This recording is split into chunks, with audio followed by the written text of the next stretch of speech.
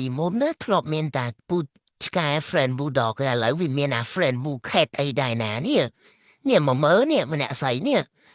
អូយកលាកាសជាគ្នាហ្មងខ្ញុំស្បត់ខ្ញុំអត់កលាកាសអត់យកលុយទេយីមែនអានេះប្រភេទគេហៅថាមេឆ្មាហ្មងណាបងប្អូនអាយុទៅតែ3ខែណាតែក៏បើកលាកាសសាហាវខ្ញុំនិយាយមិនខ្ញុំស្បាត់ហ្មងមកដៃជើងអានេះបានគេហៅថា friend bucket man ណាបងប្អូនអើយអូយអញ្ចឹងអ្នកណាដែលគាត់ស្រឡាញ់កមាប់កលាកាសហ្នឹងណាใส่កលាកាសម្នាក់នេះใส่កលាកាសណាបងប្អូនចាមកមើលបានចាខ្ញុំមកមើលឲ្យបើនិយាយថាអត់ស្រឡាញ់ទៀតខ្ញុំមិនដឹងនិយាយថាមកទីភេទនេះកម្រគឺងាយមានទេអ្នកនរគ្នាដែលគាត់ធ្លាប់លេងмяវគឺគាត់ដឹងហ្មង